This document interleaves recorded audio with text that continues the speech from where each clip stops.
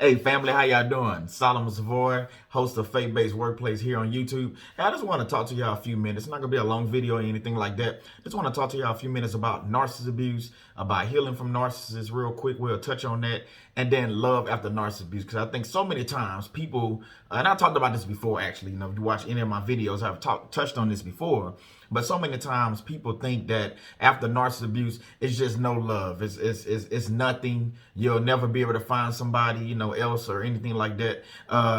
You'll never. They think that you'll never be able to heal from that because I think we spend so. And not a knock on psychiatrists or anything like that, but I think usually they spend so much time laying on the sofa of the psychiatrist's office, talking to them, tell them all their stories, but they spending less time with God. The thing is, you need to reverse that. Spend less time talking to the narcissist. Talking to the psychiatrist. Excuse me for that. Spend less time talking to the psychiatrist, laying on their sofa for an hour, paying them $100, $200, $300 an hour, and spend more time talking to God to figure these things out. I think so many times we let go and let God, but we do it the wrong way. We let go, but we don't let God do what he needs to do. We might remove ourselves from the situation, but we don't allow God to heal us. We might continue moving forward with our work and things like that, but we don't let God get involved with our work. We have to remember that after narcissist abuse or any kind of abuse, whether it's physical, whether it's mental, whether it's emotional, whatever it is, we have to understand and believe that after going through any kind of traumatic event in our lives, we have to go to God. We have to get the right healing. I'm not saying don't go to a psychiatrist. I'm just saying you need to just spend more time with God. Because sometimes, you go into these psychiatrists and all they're doing is medicating you. My wife says this all the time. You cannot medicate a demon. You cannot medicate an evil spirit. You can't medicate away narcissist abuse. You can't take a pill and then forget all the things the narcissist has done to you. It's not how it works. Think about what I'm saying. So all the things you're doing, all the things you're trying to run away from, you're only going to end up in the long run. All that running, you're going to end up running right back to God. So think about what I'm saying. So your healing is a process.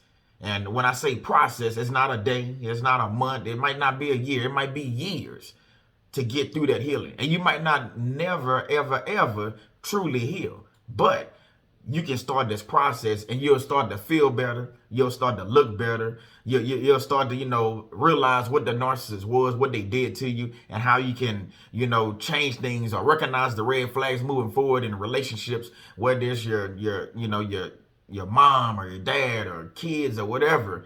Yeah, they got children narcissists too. I did a video about that. Check that out. But I just wanted to touch base with y'all and let y'all know that you have to realize that healing is a process. You can find love after narcissist abuse. And to be honest with you, to get out of some of these situations, you're going to have to make a decision. It's going to be a life-changing decision. And the decision is going to be probably to leave. 9 times out of 10 is going to be to leave. Because you're going to have to leave not only the situation, you're going to have to leave the people. And those people can be family, friends, co-workers, whatever. But to get your healing, to really get true healing, you have to remove yourself from the mess. God doesn't bless mess. So to think about that, if you remove yourself away from the mess, then God can start to bless you. Now, you always have an out. You always have an out. You always have a way to get out of these situations. But you can't sit there and continue taking the abuse from the narcissist, continue taking the vulgar language from the narcissist, continue taking, the cheating from the narcissist, continue taking, all the things that they do, all the lies, all the deception, all these things. I talked about some of this stuff on the live last night. The narcissist plays so many games. So many games. You want to check out that video? I'll link that down in the description. It's the live I did last night. It's a little long. I won't lie. It went about 2 hours, but we did laugh. The people that was there in the live and the people that watched the replay, we was able to laugh. We was able to talk about a serious subject matter, which is narcissist abuse and the games they play, but we also was able to laugh about some of the things. That's just what we do over here. If you want to come for some good laughs and still, learn about narcissist abuse and still grow from that, get your healing, get celebrated when you reach a milestone of being no contact. All I'm saying, it's an open invitation to come over there, subscribe to the channel, like some of the content, share it out. And the reason why I'm saying, because if you can get this help, if you can get this, starting your healing journey. And I'm not saying I'm the one that's doing it. Obviously, I'm not. I'm saying, God, I'm just a vessel. God is the one that's going to do all these things for you.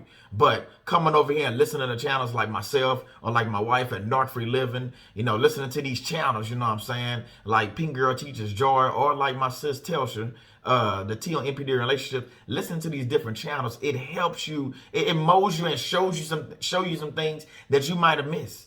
You know what I'm saying? It just things you might have missed. It might be a familiar event that happened that we might have said in a video, and it resonates with you. Why is that? That's because narcissists, it doesn't matter where they at in the world, they still doing the same things, the same demonic and evil things, but they're just doing it to different people. And then the more people talk, the more people realize that, even though I was all the way in Siberia, or even though I was all the way in Australia, or even though I was all the way in Canada or South America or Africa or wherever they live, it's a common enemy. When you think about it, it's a common enemy. So we have to realize that healing is a process. We have to realize that we can do this. It's not all on you. You can't fight this alone. You cannot fight this enemy alone. A lot of people think they can do this by themselves. You can't. You have to go to God. You still, and like I said, you still might have to go to a psychiatrist. You still might have to go find a life coach. You still gonna have to talk about these things. You still gonna have to write down some things. You got to read your Bible more. You got to pray more. But you have to be willing to put in the work to get your healing. So my question to you is, are you ready, or are you willing, I should say, to put in the work to get your healing? It ain't my healing. I'm moving along, doing what I need to do for myself. I'm still on this healing journey myself. But the question is, are you ready to get your healing?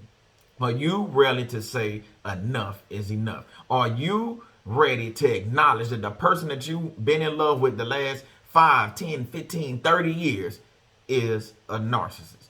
Are you ready to do that? So if the answer to that question is yes, now you just took a big step. Now the next step is, now you need to find, like my wife, like I love this, when she said, you got to find your A team. You got to find people that's willing to go that extra mile. People that are willing. I ain't talking about money. I'm talking about people that are willing to pray for you, stand in the gap and pray for you. I'm talking about people that are going to tell you right from wrong. See, I don't like yes men around me. I done said this before. I don't like yes men. But I love people that are going to tell me, hey, Solomon, you know what, you wrong, brother. You wrong. You wrong for talking like that. You wrong for doing this. But don't tell me I'm wrong and I'm right. I ain't talking about that. They got people that do that too, trying to gaslight you. I ain't into gaslighting, nothing like that. But just realize that your healing is a process. So if you said yes to wanting to get out of this situation, watch some of my videos. Some of them you're going to laugh at. Some of them you might cry at. But at the end of it, you're going to learn something. And you're going to figure out ways to get out of narcissist abuse and ways to deal with narcissist abuse. If you didn't been in it and you just starting to find your way out, you might be today. You just learning what a narcissist is. But just remember, learning about it is one thing. You got to put in work to, replace, all the stuff that didn't happen to you. You got to put in the work to realize all the things that, took place. And then you can learn from that. You can grow from that. Don't live in the past. Don't live in the past. You got to start looking at your future and, how you go get better at this thing. How you go, your next relationship, if it may come up, how you go do differently from that. How you go recognize the red flags of narcissist abuse, or somebody with narcissist personality disorder, or somebody just with narcissistic traits. They different, but just recognize those signs. So thank y'all. Like I said, it wasn't a long video, but I think it was a video that needed to be said. I'm going to just drop this actually right now. I'm going to do a little editing right quick. Drop this video because I think it needs to be said. And like I said, I'll link the live from last night about the narcissist playing games. And hopefully you watch that. Hopefully you subscribe to the channel. Hopefully you like the content. And hopefully you go support the other channels that I mentioned as well. All right, y'all. Solomon Savoy again here. Faith-based workplace. I'll see you. Ain't no telling where I'll see you. I'll see you at some point or sometime, on a live or something like that, or a midday live or something like that. But let's get your healing. Let's get a better understanding of how narcissist abuse affects us and how we can heal from that. All right, family. Y'all be blessed, and I'll see you next time.